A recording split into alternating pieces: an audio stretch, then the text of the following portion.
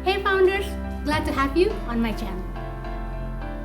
Kali ini mau ngebahas hal yang jadi pertanyaan di benak banyak orang.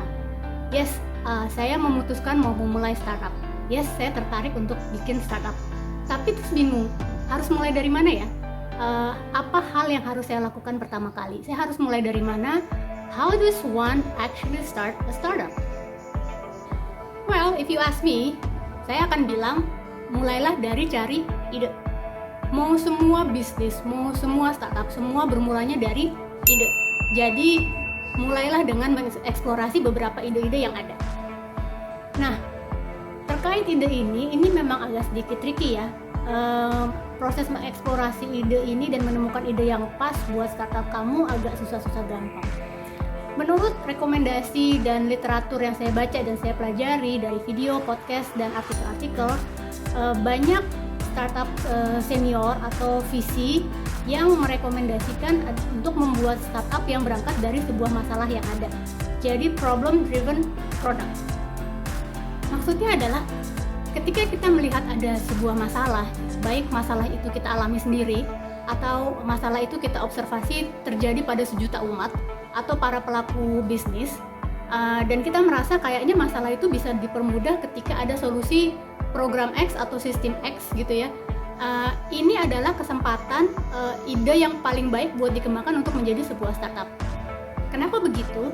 Karena produk X itu adalah sesuatu solusi yang dikembangkan atas masalah yang sudah terjadi di masyarakat atau terjadi pada diri kita sendiri. Kita merasa bahwa solusi program X itu atau produk X itu bisa membuat orang hidupnya lebih praktis, gitu ya, bisa membuat orang lebih hemat waktu, atau bisa membuat lebih hemat biaya, atau menghemat energi, pokoknya membuat kehidupan kita sehari-hari atau orang atau pelaku bisnis itu menjadi lebih praktis. Maka ini adalah kemungkinan besar ide startup yang paling baik untuk dikembangkan. Jadi ini lebih ke problem driven solution, dan menurut banyak rekomendasi ini adalah ide startup yang paling baik buat dikembangkan. Nah, masalah ini bisa jadi sebuah masalah sosial atau masalah yang terjadi di masyarakat. Dan kalau memang begini berarti produk startup kita kecenderungannya adalah B2C atau business to customer. Artinya produk tersebut ditujukan memang untuk mempermudah hidup para masyarakat sehari-hari. Tapi bisa juga masalah ini dialami oleh para pelaku bisnis. Berarti kecenderungan dari produk startup kita adalah B2B atau business to business, yang ditujukan untuk membuat para pelaku bisnis itu lebih mudah dalam menjalani bisnisnya untuk menjangkau customer-nya. Tapi bisa juga kejadian kalau masalah yang kita observasi itu terjadi di pihak pemerintah. Jadi kecenderungan startup kita adalah B2G atau business to government, yang ditujukan untuk membuat kinerja pemerintah itu bisa lebih efisien dan lebih cepat dan lebih praktis dalam memfasilitasi kebutuhan masyarakat. Sebagai contoh ya, salah satu produk startup yang muncul atas masalah sosial adalah Gojek. Karena seperti kita tahu, Gojek itu lahir dari keresahan seorang Nadiem Makarim ketika membutuhkan transportasi ojek yang memang pada saat itu tidak tersistemize kayak misalkan taksi. Jadi beliau kesulitan ketika membutuhkan transportasi ojek, beliau harus jalan ke pangkalan gitu. Dan seringkali mungkin dia pada saat sampai ke pangkalan ojeknya sudah habis, atau harganya juga nggak terstandarisasi, suka digetok, apalagi ketika jam pulang kantor gitu. Jadi dari keresahan dan frustasi hal-hal kecil ini, dia juga mengobservasi kalau ini masalah bukan hanya terjadi pada dia, tapi ini masalah yang dihadapi oleh sejuta umat yang seringkali membutuhkan transportasi Gojek. Ya kan? Kamu sendiri pun mungkin punya permasalahan yang sama pada saat itu gitu. Ketika membutuhkan ojek, kamu harus jalan dulu ke pangkalan. Itu pun juga kalau misalkan masih ada, mana tahu udah kehabisan. Atau syukur-syukur kalau punya langganan kamu bisa telepon, tapi nggak tahu juga apakah dia lagi sibuk nganter orang, apa dia available, belum lagi masalah harga gitu. Kalau memang tujuannya adalah tempat-tempat yang biasa kita tuju kayak rumah atau kantor, mungkin kita tahu pasaran harga. Tapi ketika ke tempat yang sangat baru, itu kan kita ya pinter-pinternya nawar aja sama si abang Gojek gitu kan. Jadi dalam hal ini, seorang Nadiem Makarim itu sudah bisa melihat kalau ini adalah sebuah masalah sosial yang bisa dipermudah dengan adanya solusi berbasis teknologi. So, with Gojek, he created a product that he knew people would want or need. Nah, walaupun problem driven solution adalah ide startup yang paling banyak direkomendasikan, tapi ada juga kasus-kasus di mana ide startup itu bukan berangkat dari adanya sebuah masalah, tapi karena ide kita sendiri aja. Nah, misalkan karena kita merasa ide kita itu adalah a new and smarter way of doing the usual things, atau bisa juga karena pikiran kita visioner dan kita bisa menerka-nerka kira-kira produk startup kita ini adalah sesuatu yang bakal dibutuhkan mungkin 20 atau 50 tahun mendatang. Misalkan terkait dengan robotisasi pekerjaan-pekerjaan sehari-hari. Atau simply karena kita merasa produk kita tuh keren aja dan kayaknya bakal disukai oleh masyarakat tanpa harus berangkat dari ada atau enggak yang kira-kira bakal perlu gitu. Nah, untuk ide-ide startup yang berkembang dari hal-hal seperti ini yang bukan problem driven dan yang sifatnya mungkin visioner gitu ya, ini tetap bisa dilakukan. Menurut saya akan tetap ada marketnya. Cuman kelemahannya untuk mengembangkan startup dengan ide seperti ini adalah kamu harus kerja lebih ekstra keras untuk mencari market dan demand. Kamu harus mengalokasikan waktu dan energi lebih banyak untuk riset market yang akan menjadi user kita. Terus yang juga harus jadi pertimbangan, kamu harus mengedukasi masyarakat untuk tahu apa sih kegunaan dan keuntungan memakai produk kita, karena itu merupakan misalkan cara baru melakukan hal-hal keseharian kita. Kita harus meyakinkan orang-orang dan calon users kita kalau produk kita itu akan berguna buat mereka. Dan konsekuensinya adalah ini akan memakan lebih banyak resources kita, akan lebih banyak memakan waktu, energi, dan mungkin juga uang to a certain extent. Jadi menurut saya, kalau kamu mau membuat startup yang bukan berangkat dari sebuah masalah atau produknya sifatnya inovatif dan disruptif, kamu harus sangat kekeh, sangat ngotot, resilient dan sabar, karena memulai perjalanan untuk startup model gini struggle-nya akan lebih besar gitu, karena kita membuat produk tanpa kita tahu ada demand-nya atau market-nya apa enggak. Nah, sebagai contoh startup yang sifatnya disruptif, yang dibuat tanpa berangkat dari adanya masalah atau enggak, itu misalkan Facebook.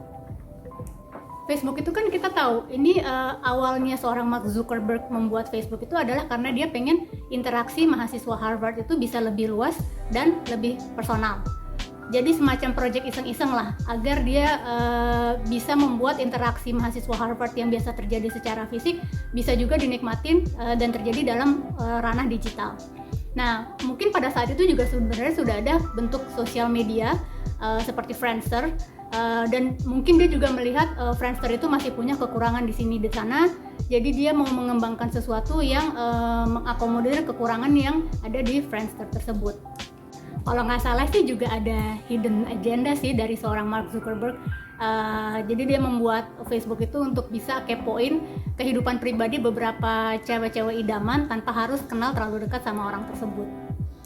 Jadi Facebook itu adalah sebuah platform sosmed yang it's something nice to have, but it's not something urgent to have.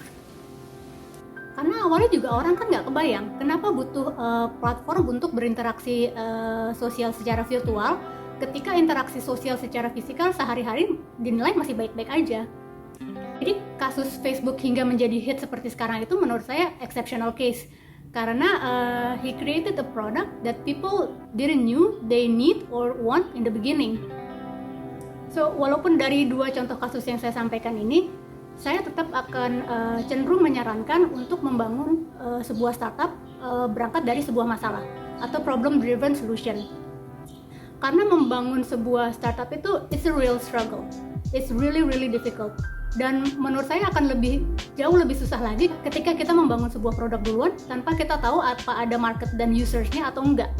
Dan sebaliknya cenderung akan relatif lebih gampang, saya kasih quote gampang, karena misalkan kita membuat produk yang kita tahu akan diminati dan dibeli oleh masyarakat, ya cenderung kita lebih mudah untuk memasarkan produk kita nantinya.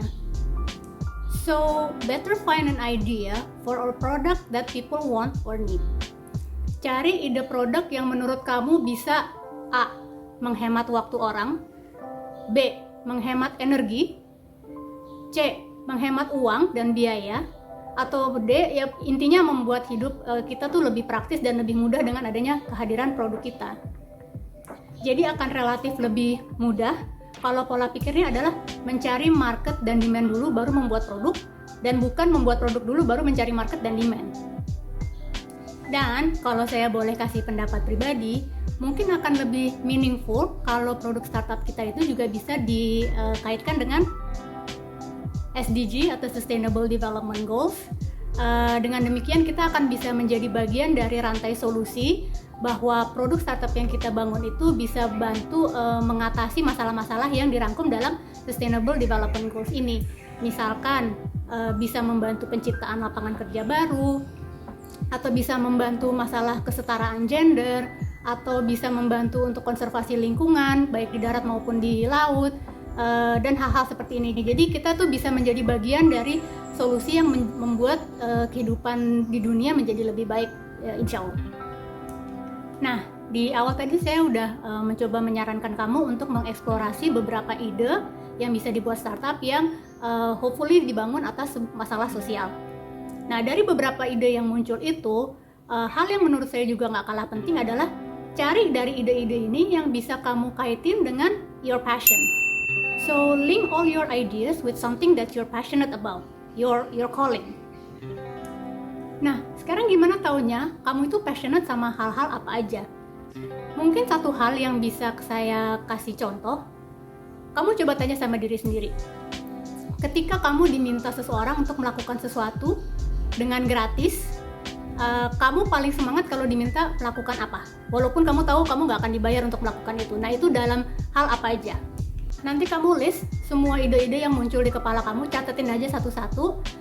Nanti kamu bisa lihat kan, dari semua hal-hal yang bisa kamu lakukan, topik-topik yang kamu sukain, yang kamu rela lakuin, walaupun kamu tahu kamu kerja gratisan, itu apa aja. Dari sini kamu mungkin bisa lebih men-shortlisted.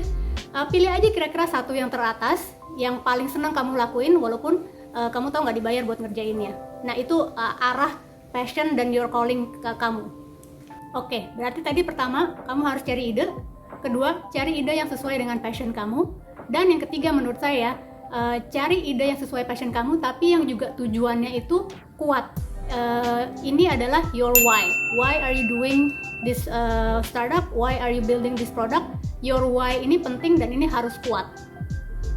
Nah, mirip-mirip sama passion tadi, your why ini adalah alasan kenapa kamu mau membuat produk ini, dan ini akan menjadi motivasi yang akan terus mendorong kamu ketika kamu menghadapi kegagalan atau cobaan-cobaan dalam membangun startup. Jadi tujuan kamu melakukan ini juga harus membuat kamu sangat determined dan sangat terinspirasi gitu, sehingga kamu bisa terus maju didorong oleh your why ini gitu. Kalau boleh saran, jangan alasan your why ini adalah karena kamu pengen gaya-gayaan gitu. Misalkan karena kamu pengen punya titel founder atau co-founder atau CEO yang menurut kamu ini adalah titel keren dan seksi gitu. Atau jangan juga your why itu didorong karena FOMO atau fear of missing out, alias cuman karena mau ikut-ikutan teman. Jangan juga karena kamu merasa startup itu adalah cara cepat menjadi kaya. Karena kalau kamu bikin startup dengan alasan-alasan why seperti ini, menurut saya alasan ini kurang cukup kuat dan kamu mungkin gak akan bertahan lama di dalam dunia startup yang penuh cobaan ini gitu. Kebanggaan punya titel founder, co-founder atau CEO itu gak akan bertahan lama, karena soon kamu akan tahu kalau bikin startup itu tuh sangat berat. Kamu tuh lelah banget secara fisik dan mental, tuh capek banget, dan akhirnya kamu akan merasa gemilangnya punya titel founder dan CEO itu mungkin gak akan sebanding sama cobaan yang kamu hadapi. Dan kalau kamu mikir bikin startup itu adalah cara cepat menjadi kaya, mending kamu banting setir jadi YouTuber aja deh. On the contrary, bikinlah startup karena your why itu adalah kamu pengen melakukan sesuatu yang meninggalkan dampak positif buat orang banyak. Kamu pengen punya misi kemanusiaan yang mana produk kamu atau service kamu itu bisa membuat atau meningkatkan kesejahteraan, kesehatan, dan kebahagiaan orang banyak. Atau kamu pengen your why itu adalah untuk membanggakan dan membahagiakan orang tua kamu. Atau bisa juga your why ini adalah sebuah bentuk pembuktian diri sama orang-orang yang pernah nyinyir atau pernah underestimate kamu. Nah, alasan-alasan kayak gini yang menurut saya why-nya itu lebih kuat dan bisa membuat kamu lebih bertahan dalam menghadapi hardship dalam membangun sebuah startup. Nah, kalau mengambil contoh dari saya, passion saya itu di pelestarian budaya Indonesia. Jadi kalau saya mau membuat startup, saya mau bidangnya itu, topiknya itu juga nggak jauh-jauh dari pelestarian budaya Indonesia. Ide startup saya itu juga munculnya berdasarkan dari observasi dan kebetulan masalah pribadi saya juga.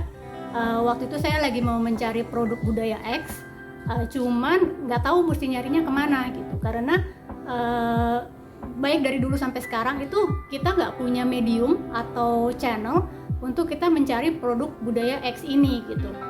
Jadi cara yang ada sekarang adalah nyari lewat temen atau kenalan atau random browsing lewat sosial media. Dan menurut saya cara ini kurang praktis gitu, karena kalau kita nyari lewat temen atau lewat sosial media, kita kan nggak tahu kualitas dari produk budaya X ini seperti apa, karena kita nggak bisa baca review atau rating dari orang-orang yang pernah memakai atau membeli produk X ini. Dan mau cari lewat rekomendasi teman pun juga, saya yakin teman-teman saya pengetahuannya tentang tersedianya produk X ini terbatas dari sekedar apa yang dia pernah pakai atau apa yang dia pernah punya gitu. Dan sayangnya produk budaya X yang saya cari ini sampai saat ini belum dijual di marketplace yang hits di Indonesia. Jadi sejak saat itu ide ini terus nempel di kepala saya gitu, untuk membuat sebuah wadah yang memungkinkan saya dan orang-orang juga yang mungkin punya masalah serupa untuk bisa membeli produk budaya X. Jadi dalam kasus saya ini adalah problem driven products yang menurut saya bisa mempermudah sebuah proses di masyarakat, dan saya passionate banget buat ngerjain produk ini. Anyway, kesimpulan dari video ini adalah untuk bisa kamu mulai membangun startup, mulailah dengan cari ide atau solusi yang kira-kira bakal diminati sama orang banyak.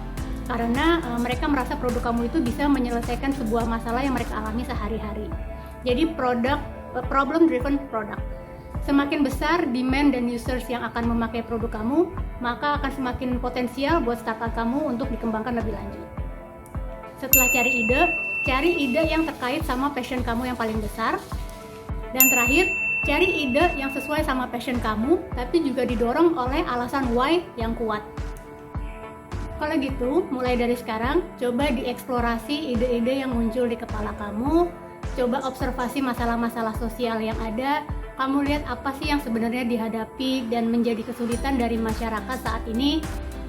Misalkan sekarang lagi zamannya pandemi COVID, mungkin ada startup lain yang tujuannya untuk membantu masalah kesehatan juga, mungkin membantu para tenaga kesehatan untuk tidak lebih terpapar dan sebagainya.